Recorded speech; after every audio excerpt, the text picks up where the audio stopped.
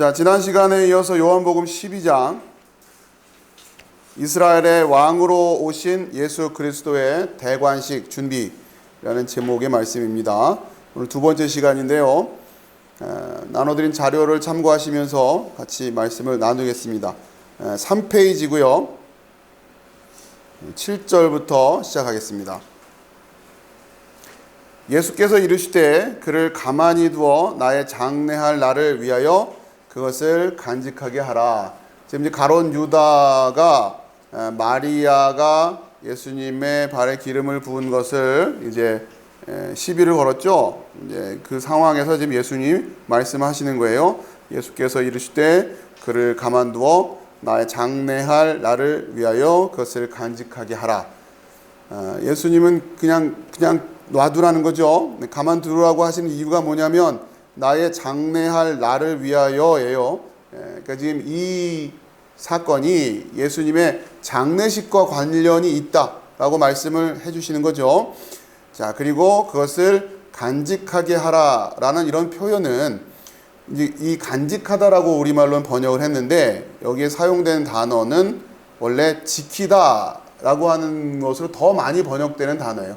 그러니까 말씀을 지키다, 이러한 표현을 할 때 쓰는 단어라는 거예요. 계속해서 우리가 신앙생활을 삶에 있어서 그 하나님의 말씀을 지키고 또 규례들을 지키고 하는 이런 것처럼 이 사건이 그렇게 계속해서 지켜지고 기억되어지고 이해되어야 할 사건이다 라는 의미를 갖는 거죠.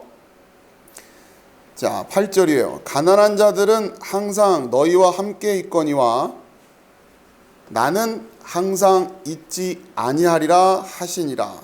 자, 이제 그러면서 또 부연해서 설명을 하시는데 먼저 그러니까 이 8절을 읽을 때 우리가 가난한 자들은 항상 너희와 함께 있거니와 나는 항상 잊지 아니하리라.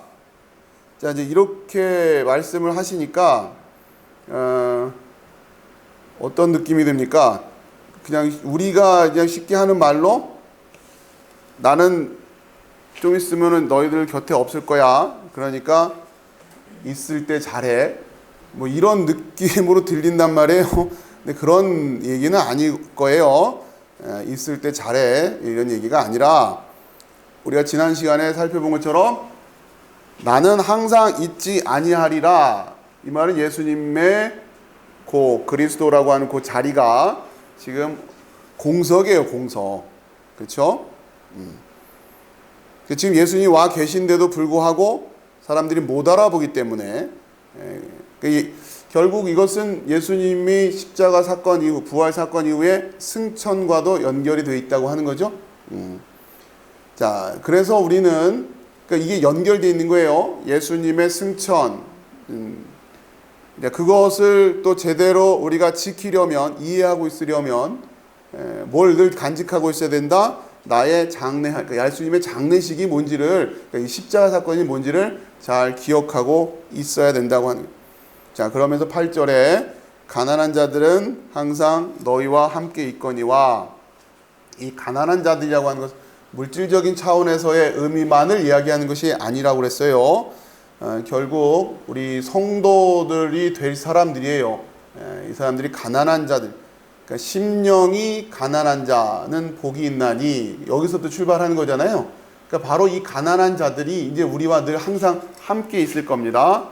그래서 예수님을 기억하고 예수님과의 예수님의 그 빈자리, 자, 이 빈자리를 우리는 또 누구와 관계 속에서 표현하게 되느냐면 이 가난한 자들과, 우리와 항상 함께 있는 이 가난한 자들과의 관계가 어떻게 형성되어 있느냐가 이 승천하신 예수님의 그 빈자리를 우리가 어떻게 이해하고 있고 어디에 권위를 두고 있고 하는 것과 연결이 되어 있는 거예요. 그러니까 항상 우리와 함께 있는 이 가난한 자들.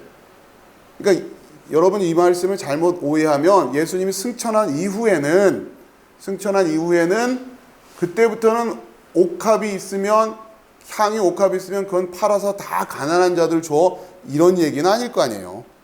지금은 나한테 쓰고 나는 나중에 없으니까 그때 가서 가난한 자들한테 베풀어, 이런 얘기는 아닐 거란 말이에요. 그렇죠? 자, 9절입니다.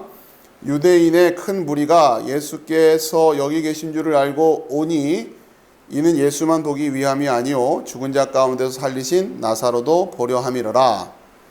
대제사장들이 나사로까지 죽이려고 모의하니 나사로 때문에 많은 유대인이 가서 예수를 믿음이로라.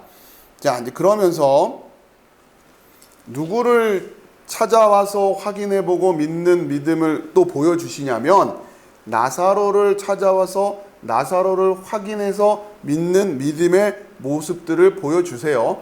우리가 얼핏 읽으면 이렇게 이제 예수를 믿음이러라 이렇게 돼 있으니까 이 믿음도 온전한 믿음, 제대로 된 믿음일 거라고 생각되는데 그렇지가 않은 거예요. 우리가 복음서를 읽을 때 믿는다라는 표현이 됐다고 해서 그냥 그게 다 믿음이 된다 생각하면 곤란합니다. 자, 이 나사로도 보려 한 사람들의 믿음은 뭡니까? 항상, 그러니까 이 나사로가 지금 항상 있지가 않잖아요. 간단히 말하면. 그럼 나사로가 없으면 어떻게 할 거예요? 또한 나사로를 보지 못한 사람들은 어떻게 할 거예요? 믿음이 그렇게 차등이 되지는 않을 거란 말이에요. 자, 그런데 그러니까 이 믿음도 여러분이 잘 이해하셔야 돼요. 이 믿음이 긍정적인 이미지로 지금 그려지고 있는 것만은 아니에요. 물론 도움은 되겠죠. 와, 진짜 저 사람이 나사로야? 그 사람이란 말이야? 라고 하는데 조금은 도움이 되겠지만 그 자체가 온전한 믿음으로 가는 것이 아니란 말이에요. 자, 그런데 아무튼 이 나사로 때문에 예수님을 믿는다고 하는 유대인들이 막 생겼어요. 높아심에서 말씀드리지만 믿었는데 어떻게 예수님을 십자가에 못 박습니까? 그럼 이 사람들은 그때 어디가 있는 거예요? 그러니까 믿음이 제대로 된 믿음이 아닌 거예요. 여러분 그거를 보실 수 있어요. 성경은 그렇게까지 쓰고 있지 않지만 여러분들이 그걸 읽어낼 수 있어야 된단 말이에요. 그럼 여기서 다 믿었다고 하는 이 사람들은 그러니까 믿었다고 이제 나 믿을 수 있겠네 하고 했겠죠. 그런데 이 사람들은 십자가 처형당하시는 예수님 그 사건 상황에서 지금 어디가 있냔 말이에요. 누구 하나 나서서 아닙니다. 이분은 진짜 그 그리스도입니다. 그분은 어떻게 우리 십자가에 못 박을 수가 있습니까? 라고 주장한 무리가 하나도 없었잖아요. 그죠? 그게 뭐냔 말이에요. 그게. 쓰여있긴 그렇게 쓰여있지만 이거를 우리가 어떻게 하면 믿을 수 있을까? 올바른 믿음이 될 수 있을까라는 생각을 할 때는 잘 분별해서 봐야 된다는 거예요. 자, 근데 이제 아무튼 이 나사로 때문에 예수를 믿는다라고 하는 사람들이 점점 늘어나니까 대제사장들이 나사로까지 죽이려고 모의를 한다는 거예요. 12절이에요. 그 이튿날에는 명절에 온 큰 무리가 예수께서 예루살렘으로 오신다는 것을 듣고 종려나무 가지를 가지고 맞으러 나가 외치되 호산나 찬송하리로다 주의 이름으로 오시는 이 곧 이스라엘의 왕이시여 하더라. 자, 이게 이제 여러분 아시는 그 종려주일이라고 하는 그 절기의 유래가 되는데 제가 이것은 다른 자료에서 찾아서 제가 요약을 해놨습니다. 종려주일 뭐냐? 예수께서 십자가 죽음을 앞두고 예루살렘에 입성하신 날을 기념하는 절기, 특히 종려주일이라 부른 것은 예수께서 베다니에서 나귀를 타시고 예루살렘에 입성하실 때에 많은 사람들이 자신들의 겉옷을 길에 깔고 또 손에는 종려나무 가지를 들고 흔들면서 종려나무는 승리를 상징한다니. 호산나, 자, 이 의미는 구하오니 우리를 구원하소서란 뜻이고요. 호산나를 외치며 환영한 데서 붙여진 이름이다. 자, 이건 이제 기념하는 거예요. 이날은 부활주일 전 주일로서 사순절로 치면 5번째 주일이고 이날부터 성주간 곧 고난주간이 시작된다. 여러분 이건 좀 상식적으로 좀 알아두시면 좋겠고요. 자, 우리가 이제 종려주일이라고 할 때 고난주간에 앞서서 자, 이 절기를 기념하는데 전통적으로 이런 유래를 가지고 있다고 하는 겁니다. 자, 14절에 예수는 한 어린 나귀를 보고 타시니 15절 이는 기록된 바 시온 따라 두려워하지 말라 보라 너의 왕이 나귀 새끼를 타고 오신다 함과 같더라. 그러니까 이 나귀를 보고 타셨다. 나귀를 탔다라고 하는 것은 왕의 의미를 부여하고 있는 겁니다. 여기서 지금 왕이라고 하는 키워드를 생각해 낼 수 있어야 된다고 하는 거예요. 마가복음 11장 11절에 그들이 예루살렘에 가까이 와서 감람산 벳바게와 베다니에 이르렀을 때에 예수께서 제자 중 둘을 보내며 자, 지금 요 상황을 마가복음 같은 경우는 벳바게라고 하는 지명을 하나 더 구체적으로 언급을 하고 있어요. 이 나귀를 타시는 요 상황을 감람산 위에 위치한 벳바게에 오셔서 파격적인 의식을 준비하신다. 벳바게는 설익은 무화과의 집이란 뜻이다. 파게라는 게 무화과 열매인데 이게 지금 아직 덜 익은 거예요. 덜 익은 파게, 베이트 파게, 파게의 집, 설익은 무화과의 집이란 뜻이에요. 동네 이름 자체가. 구약에서도 나귀를 타고 입성한 인물이 있는데 바로 솔로몬이다. 이 상황을 통해서 이 이미지를 연상하라고 하는 거죠. 열왕기상 1장 38절에서 40절에 이 인용되고 있어요.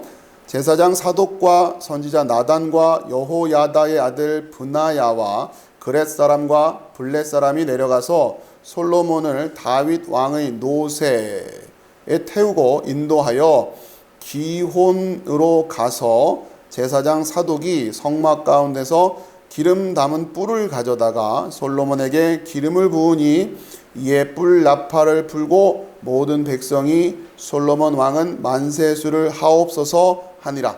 좀 전에 마리아와의 사건에서 기름 부음의 사건이 있었고 이번에는 노새 나귀를 타고 오는 모습이 상징적으로 지금 연출되고 있는 거죠.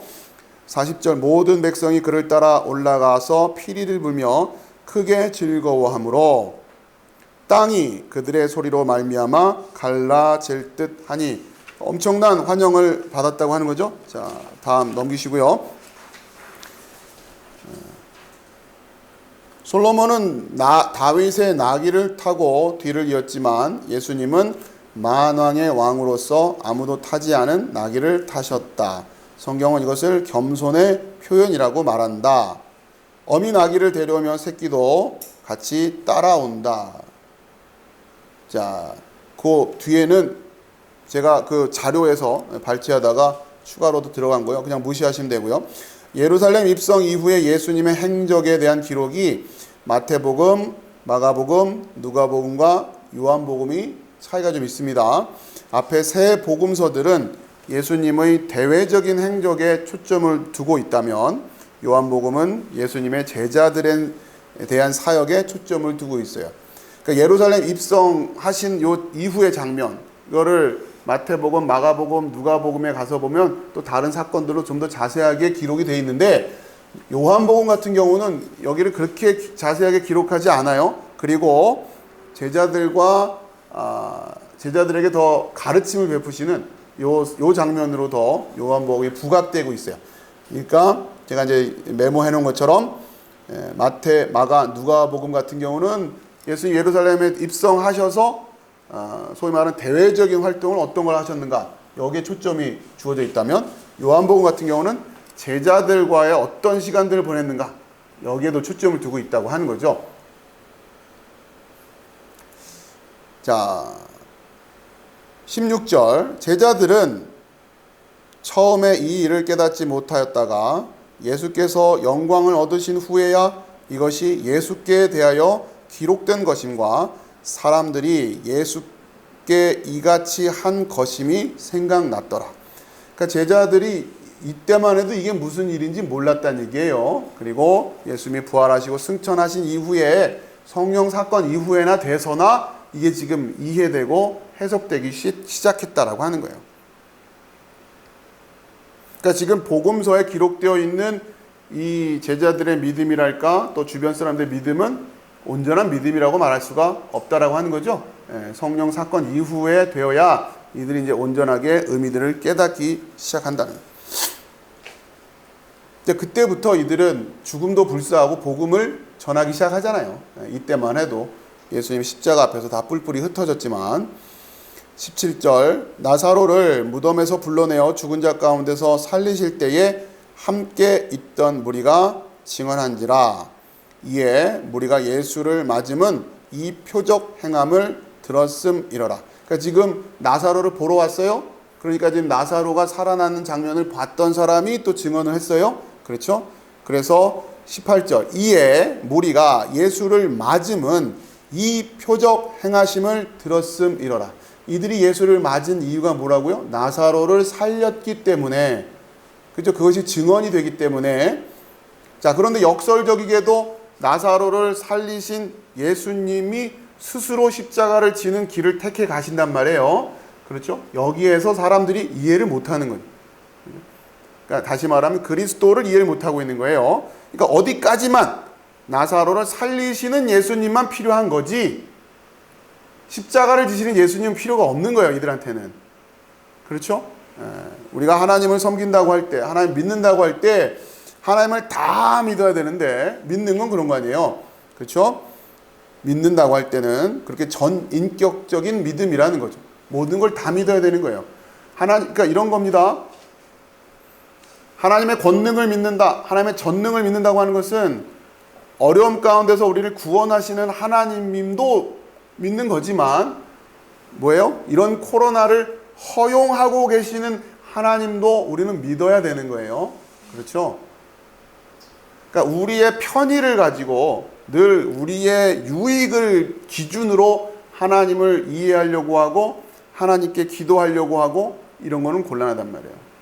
물론 허세 부리는 건 아닙니다. 어째도 좋습니다. 이거 아니에요. 우리는 연약하기 때문에 아프잖아요. 하나님이 회초리를 치시면 아야 해야지. 그냥 이건 뭐 어차피 하나님 치시는 거니까 꿍쩍 안 하고 회초리를 맞는다? 이건 허세예요. 허세. 아파요 하나님 용서해 주세요. 그렇죠. 자, 그러나 그 기저에 깔려있는 우리의 믿음은 뭐라고요? 이것을 주관하시는 분이 하나님이시다라고. 그래서 나를 회초리를 치신다는 거예요. 이유는 뭐예요? 그러니까 우리는 당장 회초리를 거두시기에만 급급하면 안 된다는 거예요. 왜 회초리를 치시고 계시는가를 깨달으려고 해야 된다는 거죠. 회초리를 맞으면서 더 공부 열심히 하라고 엄마가 야단을 치신 거구나. 그러면 회초리를 거두신 이후에 또 공부를 열심히 하는, 그렇게 돼야 되잖아요. 근데 거기에 관심이 없으면 안 된다는 거죠. 지금 우리가 그 훈련을 받고 있는 거라고 저는 생각을 합니다. 여러분, 우리가 이런 거예요. 하나님이 이렇게 전 세계적인 격변을 일으키셨는데 코로나 사태가 조용히 물러갔다. 근데 우리는 그냥 다 예전과 동일한 그 일상으로 돌아가서 또 똑같은 예배와 똑같은 신앙생활의 패턴을 가지고 신앙생활을 한다? 그러면 지금 이 코로나 사태는 무슨 의미가 있는 거예요? 그렇죠? 무언가 변해야 돼요. 변해도 아주 제대로 변해야 된단 말이에요. 뭐가 그냥 혁명적으로 변해야 될 거예요, 지금. 하나님 그걸 준비시키고 계신 거죠? 그게 뭘까요? 저는 예배 회복이라고 생각하는 거예요. 예배. 진짜 예배. 하나님이 기대하셨던 예배. 지금 제가 이렇게 보고 있는 것처럼 한 가정이 온전히 한 시간에 같이 모여서 말씀을 나누고 아버지, 어머니 신앙의 고백을 듣고 간증을 듣고 자녀들이 자라나고 도전을 받고 그 자녀들의 믿음을 하나씩 하나씩 점검하고 또 일주일간 있었던 상황 속에서 엄마와 아빠가 또 자녀가 화해하고 회복하고 서로 다시 용서의 시간들을 갖고 또 서로의 사랑을 확인하고 또 그 사랑의 지경이 또 다른 가정으로 또 가정으로 확대되어져 가는 모습. 하나님이 기대했던 게 바로 이렇게 천국이 퍼져 나가기를 바랐다는 거예요. 그렇죠? 여러분, 모처럼 회복한 이 귀중한 예배 시간을 여러분 깊이 묵상하시고 이 하나됨의 모습, 이 하나된 예배 시간을 무엇과 바꿀 거냔 말이에요. 여러분, 무엇 때문에 이 시간을 다른 것과 바꿀 겁니까?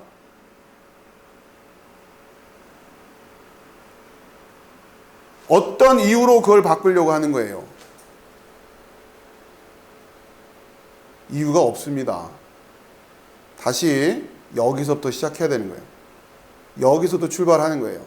각 가정의 아버지들은 온전히 말씀을 전할 수 있는 그 가정에 말씀을 전하는 자들로 든든히 서가고, 그 가정의 아내들은 남편을 잘 따르며 존경하며 아름다운 가정을 세워갈 수 있는, 또 자녀들은 또 부모에게 순종하고 부모는 자녀들을 사랑하고, 이 관계가 확대되어져서 우리가 오늘 오후에 에베소서에서도 배우겠지만 그렇게 시작하는 거예요.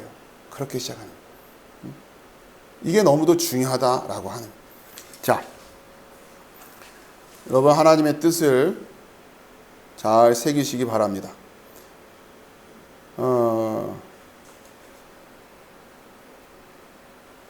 자, 그런데 18절이었죠. 이에 무리가 예수를 맞음은 이 표적 행하심을 들었음이로라. 그러니까 이 표적을 보고 온 거예요. 자, 바리새인들이 서로 말하되 볼지어다 너희 하는 일이 쓸데없다. 보라, 온 세상이 그를 따르는도다 하니라. 자, 온 세상이 그를 따른다라고 했는데 아직은 좀 일찍입니다. 왜냐하면 이들의 믿음이 아직 온전한 믿음은 아니에요. 표면적으로 온 세상이 그를 따르는 것처럼 보이지만, 그렇죠, 지금 다 종려나무 가지를 들고 막 이러고 있단 말이에요. 그런데 십자가 사건 한 방에 다 뿔뿔이 흩어지잖아요. 그렇죠? 우리가 지금 세워놨다고 하는 교회들을 생각을 해보세요. 지금 우리가 이 코로나 때문에 예배가 온전하게 이걸 전전긍긍하고 있다고 하는 자체가 얼마나 부끄러운 일인지 모르는 거예요. 그 바이러스 하나 때문에, 그거 하나 때문에 성도들의 신앙이 흩어질까 염려스럽다, 이런 생각으로 그동안 그럼 뭘 한 겁니까? 일단 목사들부터 정말 회개를 해야죠. 도대체 교회를 어떻게 세워놨길래, 어떻게 성도들을 훈련시켰길래 이따 이 코로나 하나 때문에 예배가 휘청거리고 교회로 모이지 않으면 제대로 예배도 못 드릴 거라고 염려하고, 도대체 어떻게 목회를 한 거예요, 목사들이? 어떻게 양육을 한 겁니까? 우리 한 사람 한 사람이 올바르게 믿음으로 서 있다면 크리스찬들 다 뿔뿔이 흩어나 봐요. 100명을 모아놓고 한 군데서 예배드리던 크리스찬들을 뿔뿔이 흩어놨더니 100군데 교회가 생기는 게, 그게 교회의 역사였단 말이에요. 그런데 지금 그 역사를 가르치고 격려하고 걱정하지 마십시오. 우리는 그동안 물론 여건이 되면 모여서 예배를 해야죠. 그걸 왜 마다합니까? 그건 굳이 또 막 일부러 허세 부리는 마음, 그럴 것도 아니에요. 모일 수 있으면 모이면 좋아요. 그 유익을 또 다른 걸로 대체하기는 어렵기 때문에. 그러나 우리 교회는, 우리 교회 신앙이라고 하는 것은 흩어놓는다고 해서, 막는다고 해서 무너지는 교회가 아니었어요. 왜 이렇게 벌벌벌 떨고 있냔 말이에요. 뭘 염려하고 있는 거예요? 아니, 그 정도 자신도 없어요? 도대체 목회를 어떻게 했길래? 저는 여러분들이, 우리 빛으로 교회는 적어도 여러분이 한 사람 한 사람이 이렇게 모일 수 있으면 모이지만, 만에 하나 여건이 허락지 않아서, 정말 말 그대로 핍박의 시간들이 와서 정말 이렇게 가족끼리 모이는 것조차 허락되지 않는 그런 시간들이 우리에게 핍박으로 닥친다면, 누구는 감옥에 끌려갈 수도 있고 누구는 어디로 갈 수, 그렇게 흩어져 있음에도 불구하고 한 사람 한 사람이,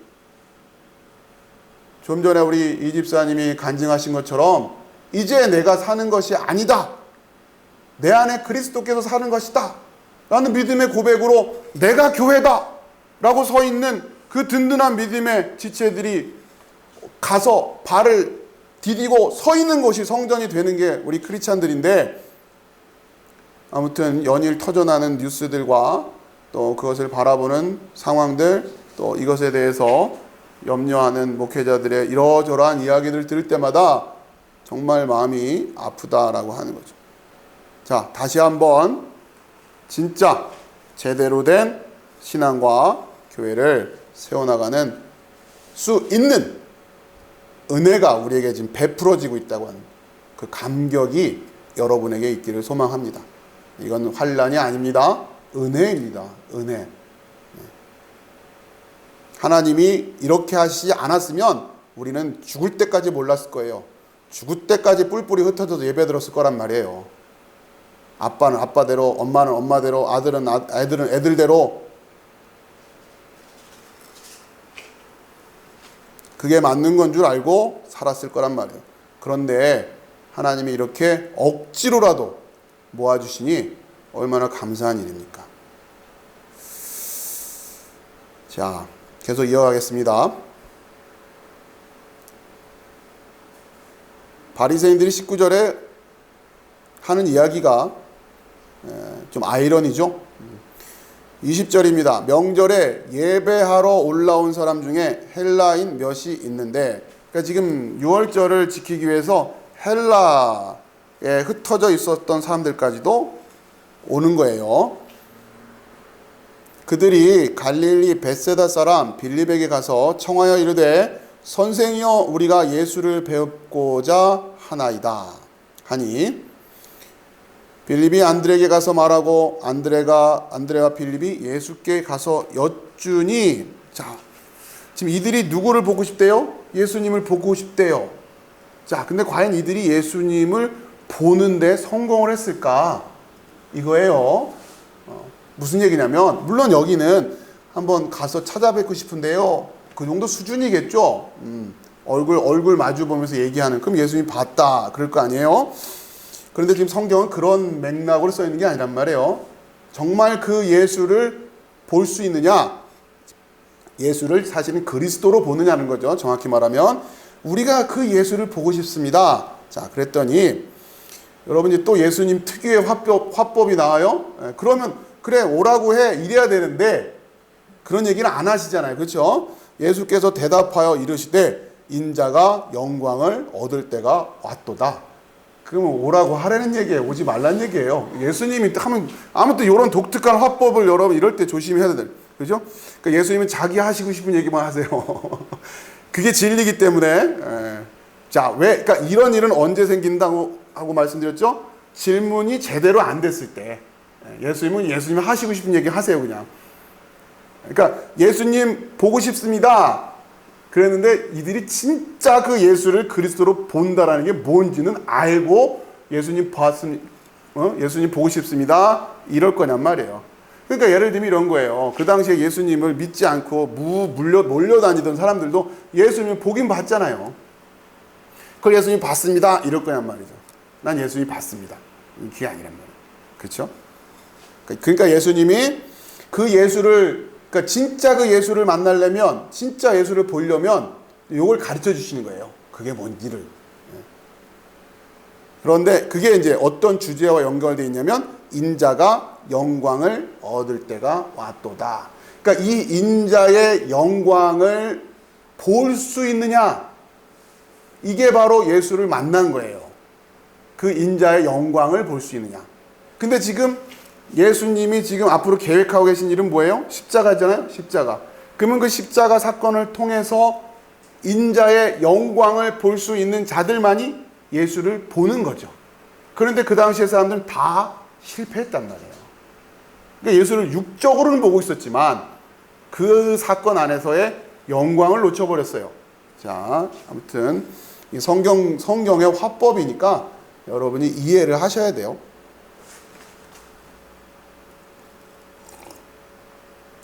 자, 메모를 참고하시면서, 그러니까 인자가 영광을 얻는 방법에 대해서 이제 설명을 하실 겁니다. 그리고 그 영광을 통해서 인자를 확인하는 거예요. 그러니까 쉽게 말하면 이런 거예요. 여러분 어디 길 가서 저를 저 목사님 아니야? 어떨 때 목사님 아니야? 그럴 거예요. 나같이 생긴 사람이 저기서 오면, 그렇죠? 예. 저같이 생긴 사람이 여러분이 보고 있잖아요. 그게 뭐예요? 그게 저의 영광이에요. 나를 드러내고 있는 거, 나의 모습. 바로 그 인자의 영광을 드러내고 있는 사건이 있단 말이에요. 그렇죠? 그걸 우리가 볼 수 있어야 된다.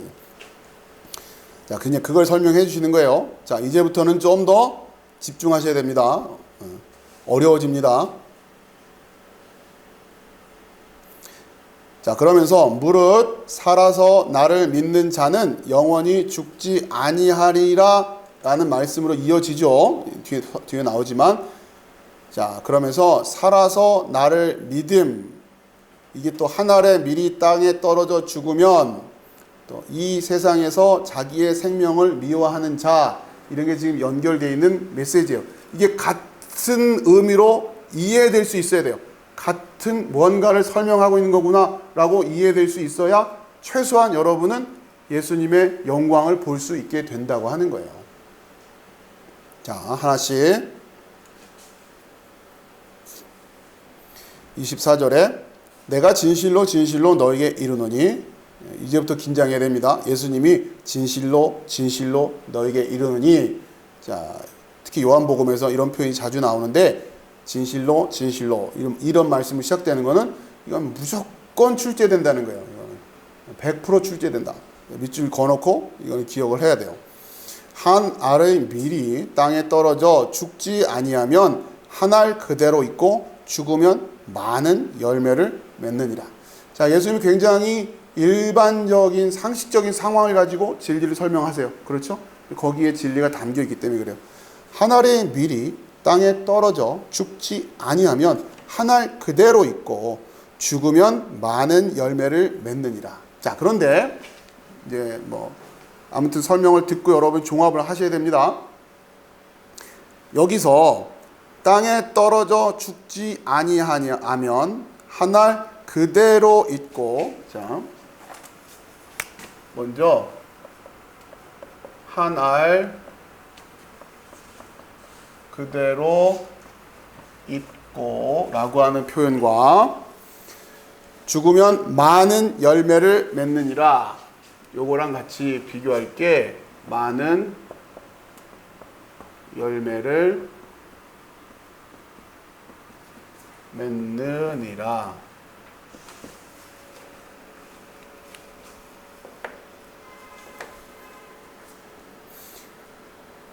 이제 이후에 그리스도를 이해해야 되고 또 그것과 관련해서 영생이라고 하는 것도 알아야 되는데, 먼저 우리의 마음이 바뀌어야 되는 게 뭐냐면, 그러지 않고는 해석이 안 되기 때문에 그래요. 자, 우리가 생각할 때 일반적으로 영생이다 라고 하면, 영생을 얻었다 라고 하면 뭐에 관심이 있냐면, 어떤 의미로 이해하는 경우가 대부분이냐면 요거죠. 요거 그대로 있고. 자, 무슨 얘기? 영원하다, 영원한 생명을 가졌다라는 게 어떤 이미지로 갔냐면, 요게 지금 씨앗이 하나 있는데 이게 천년만년 그대로 썩지도 않고 가만히 있어요. 이런 식을 우리는 영원히 있다라고 생각한단 말이에요. 그렇죠? 바로 요 그대로 있고예요. 그대로 있고. 그러니까 지금 나사로가 다시 살아났다고 하는 것에 관심이 있는 사람들도 사실 뭐에 관심이 있는 거예요? 이렇게 그대로 있을 수 있는 거에 관심이 있는 거예요. 불로장생, 간단히 말하면. 자, 이런 개념을 영생으로 생각한단 말이에요. 그렇죠? 그러니까 내가 어떻게 하면 그대로 있을 수 있을까? 예? 건강한 것도 마찬가지. 우리가 건강에 관심을 갖는 것도 그렇고, 장수, 무병장수 이런 데 관심을 갖잖아요. 내가 어떻게 하면 그대로 안 늙고 이 건강 그대로 있을 수 있을까? 여기에 관심이 대부분 다 여기에 있는 거지, 나는 어떻게 하면 많은 열매를 맺을 수 있을까에 관심이 없단 말이에요. 자, 그런데 예수님은 많은 열매를 맺는 걸 영생과 연결시키고 계신 거예요. 이게 영생이 아니라, 아시겠죠? 진실로 진실로 너희에게 이르노니 말씀이 이거라면.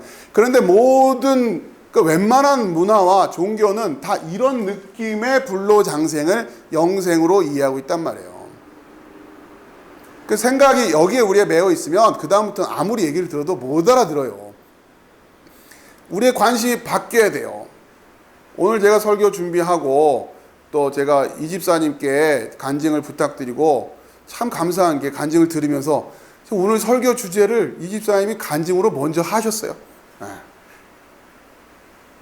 나는 열매 맺는 삶을 살기를 원합니다. 여기에 여러분 관심이 있어야 되는 거예요. 어떻게 하면 불로장생을 할까에 관심이 있는 게 아니라 아시겠죠? 그대로 있고가 아니라 많은 열매를 맺는. 그러니까 질문이 바뀌어야 되는 거예요. 예수님한테 처음에 가자마자 예수님 어떻게 하면 안 늙고 안 죽어요? 이거 그렇게 물어볼 게 아니라 예수님 어떻게 하면 많은 열매를 맺을 수가 있죠? 그렇죠? 우리가 지금 거기에 관심을 가져야 된단 말이에요. 그럼 예수님 답이 쉽잖아요. 많은 열매를 맺으려면 땅에 떨어져서 썩어야 돼. 아, 그래요. 그럼 여러분 어떻게 생각해요? 여러분의 관심은 뭐였으니까? 많은 열매를 맺는 거였으니까. 야, 답을 얻었다 이럴 거 아니에요. 땅에 떨어져 썩는 거요? 아, 근데 왜 그게 마음에 부담이 와요? 계속 우리는 그대로 있는 거에 관심이 있다니까요. 그러니까 땅에 떨어져 썩어야 된다고 하면 싫은 거죠. 아니, 그런 방법 말고요. 이렇게 자꾸 찾게 되는 거 아니에요. 원하는 걸 답을 줬잖아요. 원하는 게 이거라며요. 여러분 뭐에 관심이 있는 거야? 지금 자꾸 질문하지 말라고 그랬는데 질문을 안 할 수가 없어. 미안해. 많은 열매를 맺었느니라. 여러분 뭐에 관심이 있냔 말이에요. 그대로 있는 거예요. 그대로 있는. 잘 생각해 보세요. 그러니까 말은 이렇게 하는데 답을 줬는데 썩어야 되는구나. 이제 알았다. 근데 이게 계속 부딪히니까 그 답이 마음에 안 와닿는 거죠. 자, 우선 여러분이 이 의식부터 바꿔 놓으시지 않으면 안 됩니다. 자, 다시 한번. 한 알의 밀이 땅에 떨어져 죽지 아니하면 한 알 그대로 있고, 만약에 한 알 그대로 있는 데에 관심이 있다면 어떻게 하는 거예요? 땅에 떨어져 죽지 않으려 하겠죠. 왜요? 계속 있고 싶으니까. 그러면 어떻게 해요? 안 죽으려고 그럴 거예요. 그러면 계속 있을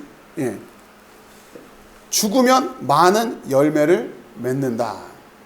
그러니까 지금 우리가 예수를 배웠고자 합니다 라고 하는 이들에게 예수님이 되묻고 계신 거예요. 뭐라고? 뭐에 관심 있어요?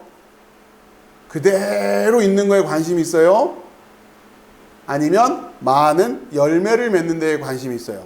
자, 지금 이들이 무슨 소문 듣고 왔어요? 나사로가 다시 살아났다고 하는 걸. 그러면 이들이 생각해서는 그러면요 예수님 번거롭게 죽었다 살아났다 이런 거 하지 말고요, 그냥 계속 안 죽으면 안 되나요? 이왕 권능을 베푸실 거면 그렇게 하는 거는 좀 더 낫지 않나요? 뭘 굳이 번거롭게 죽었다 살았다 죽었다 살았다. 자, 예수님이 지금 물어보시는 거예요. 여러분 어디에 관심 있습니까? 자, 그 다음에 25절이에요.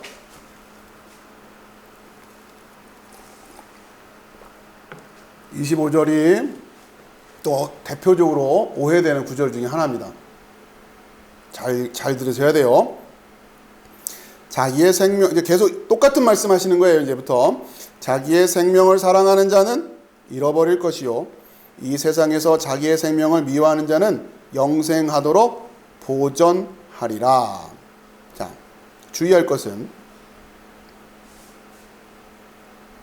그러니까 이게 어떤 식으로 오해되냐면요, 자기의 생명을 사랑하는 자는 잃어버릴 거, 자기의 생명을 미워하는 자는 영생하도록 보전하리라. 그러니까 마치 이런 느낌으로 자꾸 이해하죠. 우리 영화 같은 거 보면 악당 같은 경우 있단 말이에요. 그럼 어떻게든 아니면 재난 영화 같은 데 보면은 다른 사람들은 어떻게 되거나 말거나 자기만 살겠다고 막 그런 사람들 있죠. 구조 헬기가 왔는데 자기만 먼저 타겠다고 막 올라서고 막 애들이고 뭐고 막 밀쳐내고 막 노약자 밀쳐내고 자기가 먼저 타고 막 그러고 가요. 근데 그러면 그 헬기가 어떻게 가다가 떨어져요. 그죠? 영화를 이런 식으로 만들잖아요. 그죠? 자기 목숨만 먼저 살겠다고 막 하면은 결국은 망하더라. 뭐 이런 식으로. 그리고 다른 사람을 희생하기 위해 그러니까 희생하려고 먼저 가세요. 먼저 가세요. 이랬던 주인공들은 끝에는 또 살아남더라고. 그러니까 이런 느낌으로 이걸 읽는단 말이에요. 그게 이제 대표적인 오해라고 하는 거예요. 자, 그러면 다시 질문. 자기의 생명을 사랑하라는 거예요? 미워하라는 거예요? 이 말씀만 들으면 미워하라는 것처럼 느껴지잖아요. 그러니까 안 되는 거예요. 자, 자기의 생명을 사랑해야 되는 거예요. 여러분 지금 여러분의 생명을 사랑하지 않으면서 영생을 생각한다? 이거는 난센스가 되는 거예요. 이건 다시 국어예요. 잘 읽어보세요. 왜 이렇게 이해되냐면 자기의 생명을 사랑하는 자는 잃어버릴 것이요로 번역해서 그래요. 그러니까 지금 내 생명만 챙기다 보면 장차 잃어버릴 거야 이런 식으로 번역을 해놔서 그래요. 근데 헬라어 원어는 잃어버릴 것이요가 아니라 이건 미래형이잖아요. 잃어버릴 것이요 미래적인 표현이잖아요. 그게 아니라 현재형이 있었단 말이에요. 현재형. 잃어버릴 것이요가 아니라 계속해서, 그러니까 이건 잃어버린다라는 표현보다도 파괴하다라는 게 더 정확한 번역이에요. 파괴하다. 그러니까 자기 생명을 사랑하는 자는 장차 잃어버릴 것이요. 지금은 괜찮은 것 같지만 나중에는 망할 거야. 이런 얘기가 아니라 자기의 생명을 사랑하는 자는 지금 현재형이니까 계속해서 뭘 한다? 파괴한다라는 얘기예요. 자, 다시 계속해서 파괴하는 이유가 뭐예요? 자기의 생명을 사랑하기 때문이에요. 잘 이해하세요. 자기의 생명을 사랑하기 때문에 우리는 그 생명을 어떻게 하고 싶어요? 자, 다시 그 생명을 계속 그대로 있게 하고 싶어요? 아니면 그 생명이 많은 열매를 맺게 하고 싶어요? 이제는 그렇게 바뀌어야 되는 거예요. 그렇죠? 다시 자기의 생명을 사랑하는, 자기의 생명을 사랑하는, 자기의 생명을 사랑하는 이는 진짜 그 생명을 진리 안에서 이제 진리로 깨닫고 자기의 생명을 사랑하는 이의 태도는 어떨 거예요? 그대로 있는 데 관심이 있는 게 아니라 많은 열매를 맺는 데 관심이 있는 거겠죠. 왜? 그게 생명이니까. 내가 진짜 생명을 가지고 있다면 많은 열매를 맺게 될 거란 말이에요. 많은 열매를 맺지 않는 건 생명이 아니니까. 그렇기 때문에 자기 생명을 사랑하는 이라고 하는 것은 많은 열매 맺는 것에 관심이 있는, 이게 진짜 생명인 줄 아는 사람이에요. 그러면 어떻게 한다는 얘기예요? 계속해서 뭘 한다? 썩는다예요. 앞에 그랬잖아요. 한 알이 죽으면 많은 열, 그러니까 땅에 떨어져 죽지 아니하면 한 알 그대로 죽으면, 그렇죠? 그러니까 자기 생명을 사는, 파괴하다, 계속해서 뭐 한다는 얘기예요? 죽는다. 이걸 사도 바울이 깨닫고 나는 날마다 죽노라.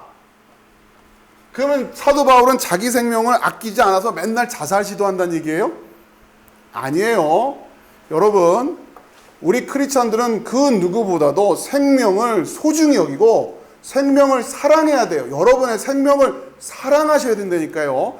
하찮게 여기면 안 돼요. 이걸 잘못 이해하니까. 에? 지금 내가 이 땅에서 살아가는 이 삶의, 육신적인 삶의 생명을 가볍게 여기면 안 돼요. 우리는 영생이라고 하는 것도 결국 이 생명으로, 이 몸뚱아리의 생명으로 뭐 어스름하게나마 이해하는 거예요. 그렇기 때문에 우리의 이 육적인 생명도 중요한 거예요.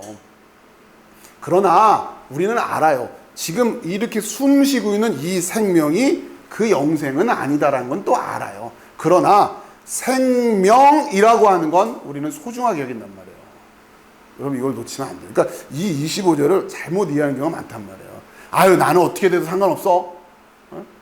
나중에 부활하면 되지. 이 땅에서의 생명은 뭐 그러지 않아요. 우리는 생명을 결코 크리스찬들은 우리가 생명을 가볍게 여기니까 순교하는 거 아니에요.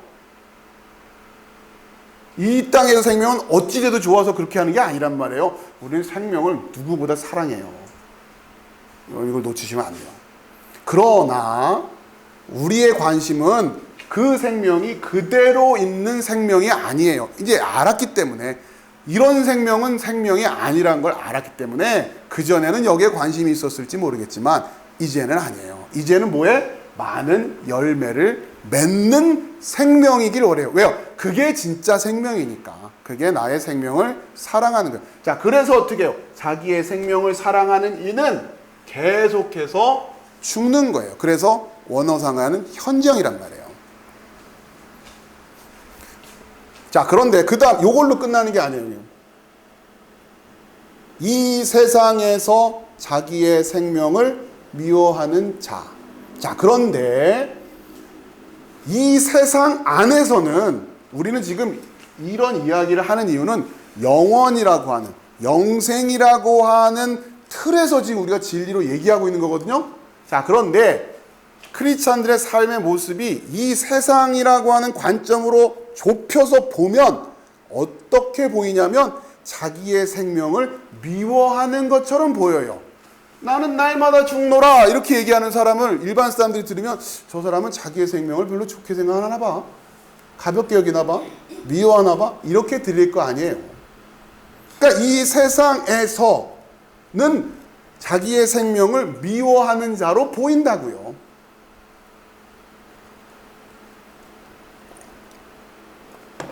왜요? 이 세상은 하나의 그대로 있는 거에 관심이 있어요. 그런데 그대로 안 있고 자꾸 땅에 떨어져서 죽으려고 하잖아요. 그러니 이 세상의 관점으로 보면 자기의 생명을 미워하는 거죠. 이 세상에서 자기의 생명을 사랑하는 자들은 하나의 그대로 있고 싶어 한단 말이에요. 그런데 그 사람들의 관점으로 보면 우리는 생명을 미워하는 것처럼 보이죠. 자, 그러니까 다시 자기의 생명을 사랑하는 자와 이 세상에서 자기의 생명을 미워하는 자는 같은 사람이에요? 다른 사람이에요? 같은 게 보입니까 이제? 그게 같은 걸로 보여야 돼요. 같은 얘기 하시는 거예요 지금. 같은 얘기. 자, 그러면 어떻게 한다고요? 영생하도록 보존하리라. 이건 미래형이에요. 그러니까 이 세상에서는 우리의 삶의 모습은 날마다 죽노라의 모습으로 나타나요. 그게 뭐예요? 자기의 생명을 사랑하는 자는 잃어버린다. 계속해서 파괴한다. 자, 그리고 이 세상에서 자기의 생명을 미워하는 자, 똑같은 사람이에요. 영생하도록 보존된다. 그 생명은 계속 열매를 맺기 때문에. 그렇죠? 이 열매가 또 열매를 맺고 또 열매를 맺고 또 열매를 맺고 우리는 그렇게 해서 그 생명이 어떻게 돼요? 보존되는 거예요. 이게 하나 예수님이 진실로 너에게 이르노니 예수님이 가르쳐 주시는 생명에 대한 진리란 말이에요. 이 생명에 대한 진리를 깨닫기 위해서 우리의 마음이 일단 어디서부터 바뀌어야 된다? 여기에 여기 그대로 있는 거에 관심이 있느냐? 예? 진시황처럼 불로장생 여기에 관심이 있는 거냐? 아니면 많은 열매에 관심이 있는 거냐? 자, 그렇기 때문에 우리 크리스찬들은 육신의 질병이 왔을 때 그거를 무덤덤하게 바라보는 게 아니에요. 안타까워요. 아파해요. 하지만 우리는 거기에 머물러 있지 않아요. 왜? 우리는 1차적으로 여기에 관심이 없어요. 많은 열매를 맺기를. 내가 불치병에 걸렸다. 내가 연약한 몸이다. 내가 온전치 못한 몸이다. 자, 그럼에도 불구하고 내가 생명을 가지고 있다면 나에게서 기대하는 하나님의 열매가 뭘까? 여기에 관심이 있단 말이에요. 여기에 관심이 있다. 그래서 그 열매를 맺기 위해서 자기의 생명을 사랑하기 때문에 날마다 우리는 죽는 거예요. 그러면 열매를 맺혀진다. 그게 사랑, 희락, 화평 이런 열매들입니다. 누구보다도 불안해해야 되고 누구보다도 두려워해야 될 사람이 날마다 죽더니 누구보다도 많은 화평에, 희락에, 평강에, 감사의 열매를 맺는 것을 우리는 보여줘야 된단 말이에요. 세상 사람들은 이해를 못하죠. 어떻게 저 상황에서 감사가 튀어나오냐, 어떻게 저 상황에서 평안해할 수 있느냐. 자기는 목숨이 어떻게 돼도 상관이 없는 사람인가 봐, 이렇게 보일 거예요. 아프거나 말거나 상관이 없는 것 같아. 교회 다니는 사람들은 아프거나 말거나 상관이 없는 것 같아. 망하거나 말거나 상관이 없는 것 같아.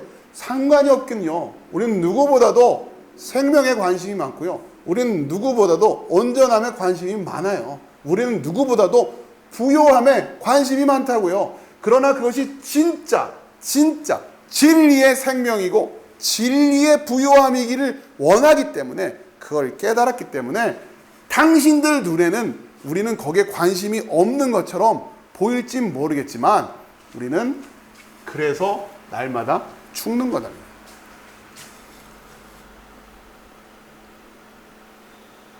자, 이러한 마음으로, 이러한 깨달음으로 앞으로 예수님이 감당하실 십자가의 사건과 부활의 사건을 이해하라는 거죠.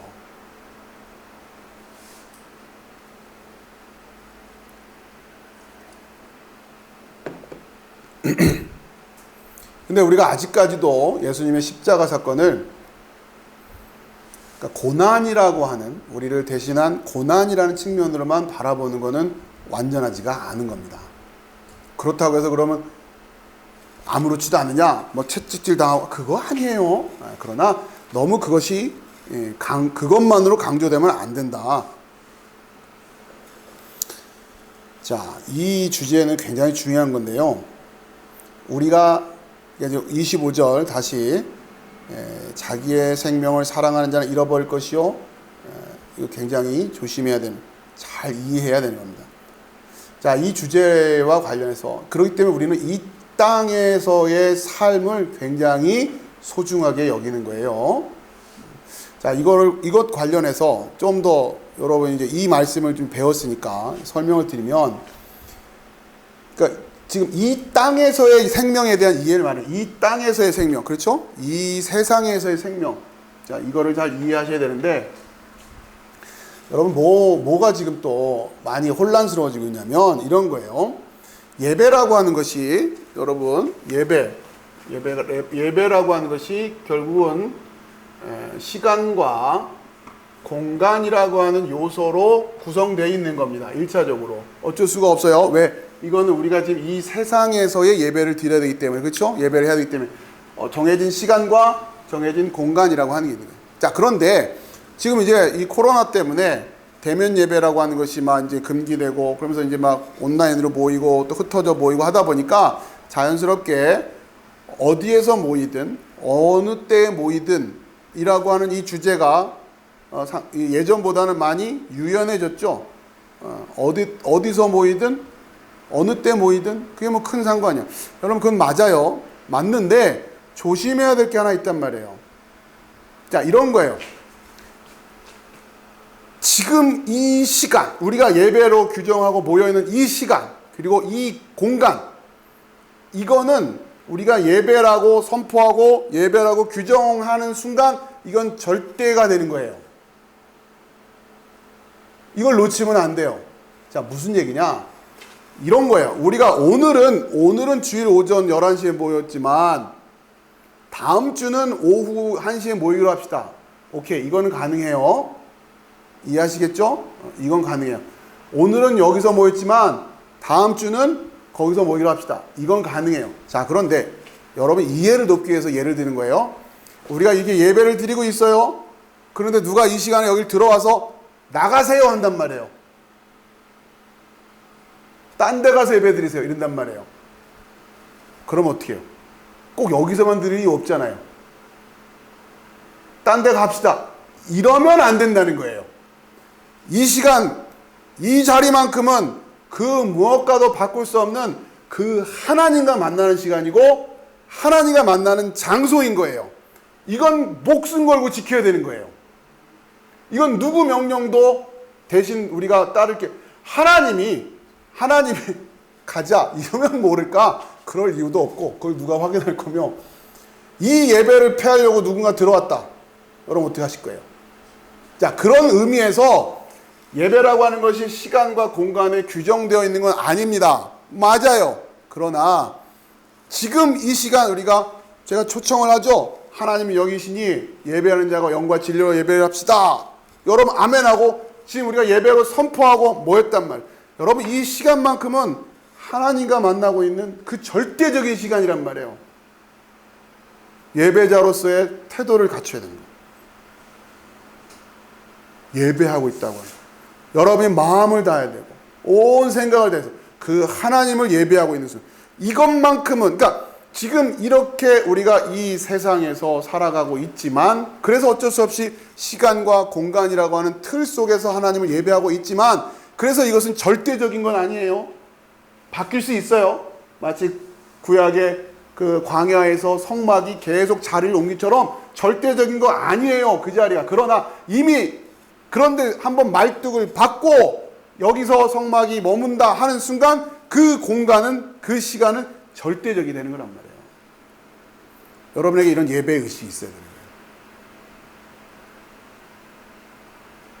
거예요. 이 시간만큼은 누구도 방해할 수가 없는 거예요.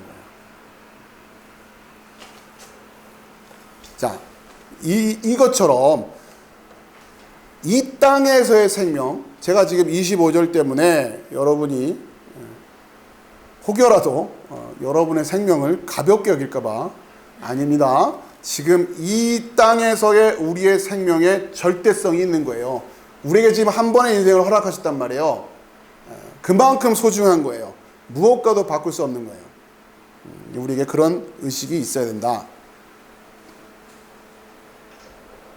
자, 여러분 아무튼 예배에 대한 말씀을 또 앞으로 뭐 에베소서 때문에라도 계속 공부하게 될 텐데, 지금 미리 여러분이 말씀드린 거는 지금 이 코로나 사태 때문에 예배가 대면 예배로 바뀌고 이런 여러 대면 예배가 안 되고 하다 보니까 이 오해하는 경우도 있는 것 같아요. 아무래도 상관없다. 이런 식으로 이 예배의 상대성과 예배의 절대성을 잘 이해하시기 바랍니다. 그러니까 여러분 아무튼 예배를 잘 분별하시고. 자, 26절. 사람이 나를 섬기려면 나를 따르라. 나 있는 곳에 나를 섬기는 자도 거기 있으리니 사람이 나를 섬기면 내 아버지께서 그를 귀히 여기시리라. 이것도 논리가 안 맞고 갑자기 이게 무슨 얘기인가 싶어요. 자, 지금 24절과 25절을 통해서는 예수님을 알아볼 수 있으려면 이렇게 돼야 된다라고 하는 거예요. 그렇죠? 예수님을 알아보려면 여기에 관심이 있으면 안 되고 여기에 관심이 있어야 돼요. 그래야 예수님의 말씀이 진리로 받아들여질 거예요. 자, 그러면 24절과 25절이 진리로 성취된 자들이라면, 자, 이렇게 표현을 하는 겁니다. 이 말씀이 여러분에게 성취되었다면, 이게 뭔지를 깨닫고 또 이렇게 살아가고 여러분의 생각과 판단이 이 말씀의 근거로 바뀌었다면, 자, 이것을 그냥 관용적인 표현으로 이 말씀이 여러분에게 성취되었다면, 진리로 이루어졌다면, 이렇게 표현하는 거예요. 24절과 25절의 말씀이 이루어진 자들은 이제 뭘 하게 되냐? 26절 뭘 한다는 얘기예요? 예수님을 섬기게 된다라고 하는 거예요. 그러니까 예수님을 섬긴다. 예수님을 섬긴다. 그러니까 이게 지금 무슨 얘기예요? 예수님이 그리스도로 우리가 교회의 머리 대신 예수님을 자연스럽게 그렇게 가는 거죠. 예수님을 섬기게 된단 말이에요. 오늘 또 오후에 에베소서에서도 이 주제예요. 결국 자연스럽게 예수님을 섬김으로 가게 돼 있어요.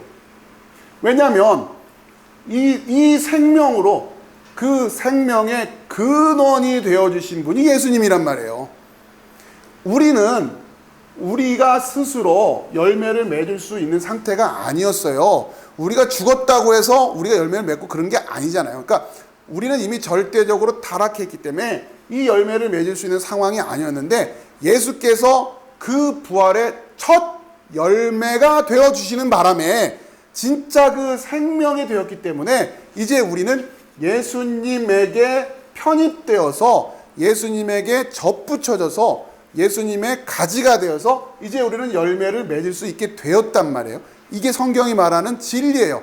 자, 그렇기 때문에 이 생명을 깨달은 자들이 그러면 이제 알아서 각자 땅에 떨어져서 죽어 열매를 맺어? 이게 아니라, 이거는 소위 말하는 기본 뭡니까? 자기 구원이죠. 자기가 도 닦아서 자기가 수행하고 고행하고 내가 예수님처럼 막 그런 고난을 당하면서, 이게 아니라 그런다고 열매를 맺는 게 아니라, 성경은 우리는 그렇기 때문에 예수님, 진짜 그 유일한 진짜 참 생명은 예수님뿐이란 말이에요.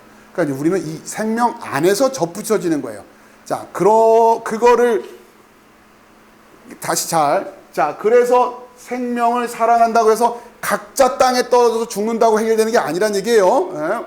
그걸 예수님이 제일 먼저 하셨고, 우리는 그 예수님에게 접붙여지는 거예요. 이 본문에서는 그 얘기는 자세하게 설명 안 돼 있지만, 자, 지금 성경의 전체적 원리가 그거죠. 그래서 이제 그 생명에 관심 있는 자들은 자연스럽게 난 그럼 나가서 죽어야지, 이게 아니라 예수님을 섬기는 삶으로 나가게 된단 말이에요. 그렇죠? 자연스럽게. 자, 그러면 그 얘기예요. 그래서 사람이 나를 섬기려면 그러니까 25절과 26절 사이에 많은 얘기가 생략된 겁니다. 그건 다른 성경을 통해서 진리로 채워놔야 되는 거고. 자, 여기서는 일단 나를 섬기려면 여기에 관심을 가져야죠. 예수 그리스도를 머리로 하겠다고 한다면 이 얘기 똑같은 거예요. 그러면 참 생명이신 예수님에게 접붙여지기를 원한다면 이런 얘기인 거고, 진짜 그래서 그 교회가 되기를 원한다면 이런 얘기인 거고, 다 똑같은 얘기예요. 지금 나를 섬기려면 이 얘기는. 그럼 어떻게 하는 얘기예요? 나를 따르라. 섬기려면 나를 따르라.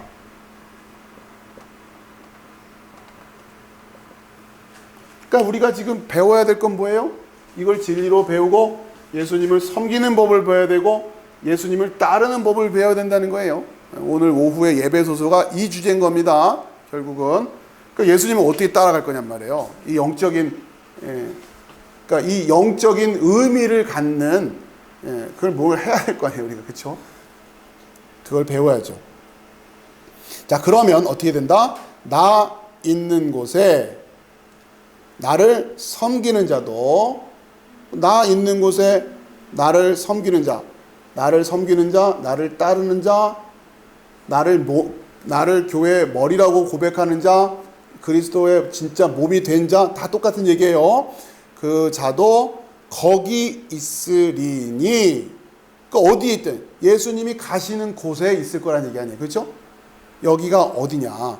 오후에 보겠지만 잠깐 미리 확인만 할게요. 에베소서 2장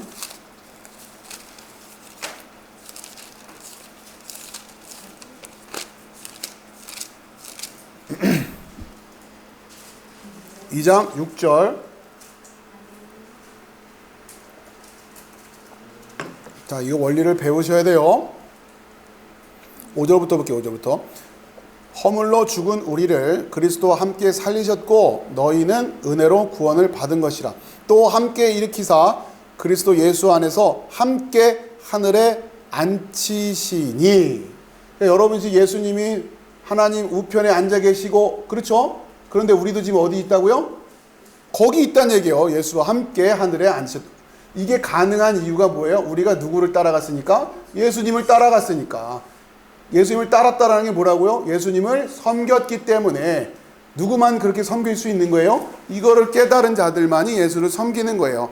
진짜 그 예수가 머리가 되어 있는 교회, 예? 진짜 그 예수가 머리로 서 있는 교회, 그게 교회잖아요. 그 교회의 몸이 되어서 이제 많은 열매 맺는 데 관심이 있어서, 여기에 관심이 있어서 자기의 생명을 너무너무 사랑해서, 자기의 생명을 너무너무 사랑해서 날마다 죽는. 왜요? 이게 진리니까.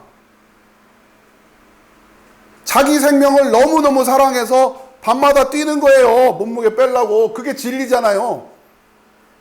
왜 이렇게 뛰냐고요? 몸무게 빼려고요. 몸무게 빼고 싶으면 뛰어야죠. 몸무게 빼고 싶다면서 계속 먹으면 어떻게 해요? 안 되죠. 그건 진리가 아니기 때문에 그래요. 계속 먹으면서 몸무게를 뺄 수 있는 방법은 없어요. 그러니 그 영생이라고 하는 것을 우리에게 가르쳐 주시는, 진리로 가르치는 주님이 가르쳐 주신단 말이에요. 방법을 가르쳐 준단 말이에요. 근데 이제 문제가 진짜 몸무게 빼고 싶은 건 맞아? 이렇게 되는 거죠. 말은 그렇게 하는데 하는 걸 보면 계속 밤에 뭘 먹는단 말이에요. 제 얘기하는 겁니다. 제 얘기.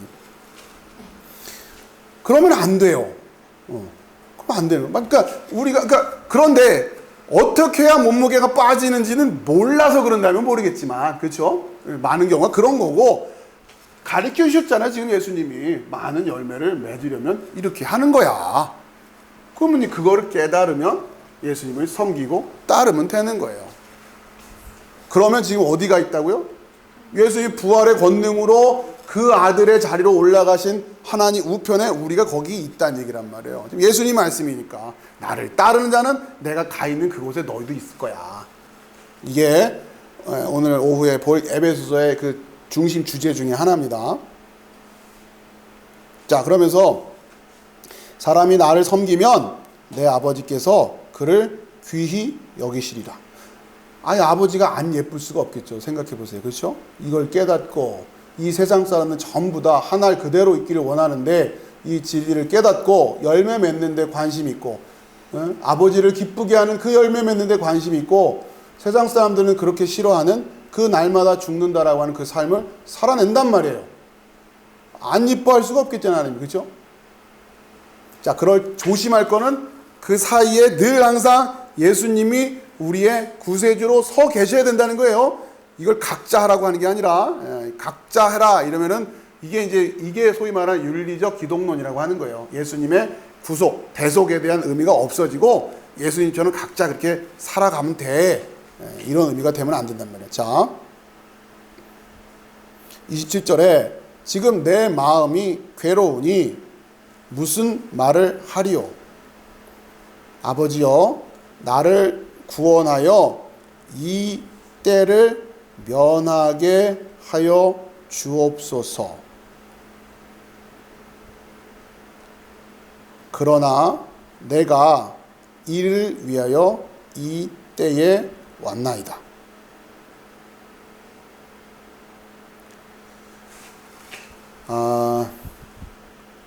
자, 27절. 이게 예수님이 지금 십자가 앞에서 굉장히 괴로워하시는 듯한 느낌이란 말이에요. 얼핏 얘기하면 지금 예수님이 땅에 떨어져 죽고 싶어 하세요? 안 하고 계세요? 왠지 그런 느낌이 들죠? 자, 이거를 지금 이거를 지금 들어가면 시간이 굉장히 좀 애매해져서 지금 여기서 마무리를 해야 될 것 같아요. 다음 주로 좀 넘겨야 될 것 같은데. 자, 아쉽지만 오늘 여기 마무리 좀 정리하겠습니다. 좀 정리 좀 해야 되고 하니까 여기서 마무리할게요. 자, 여러분 이걸 잘 기억하세요. 하나를 그대로 있고 많은 열매를 맺느니라. 이게 핵심이에요. 여기서부터 우리가 생각하는 이 관심이 하나 그대로 있는 수준이 되면 안 되는 거예요. 많은 열매를 맺는 데에 관심이 있어야 돼요. 자, 이게 진짜 생명인 거예요. 그냥 있는 게 영생하고 있는 게 아니라 진짜 생명은 열매를 맺는 거란 말이에요. 그렇죠? 그러고 보니 그렇잖아요. 그렇죠?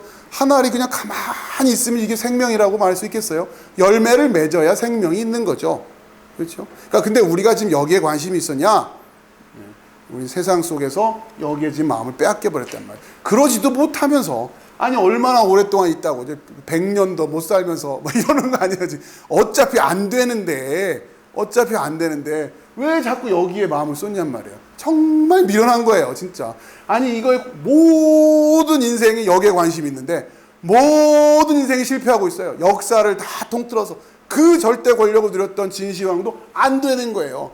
그럼 답이 없는 거 아닙니까? 저건 진리가 아니니까. 그대로 있는 방법은 없단 말이에요. 근데도 왜 자꾸 저기에 관심을 두고 뭔가 좀 여기서 그 방법이 있는가 하면 혹 해가지고 가고 있고 하거나 어차피 인생은 뭐 그냥 왔다 가는 거 이러면서 염세주의로 빠지거나 이런 식으로 지금 이 인생을 그렇게 허비하면서 살아간단 말이에요.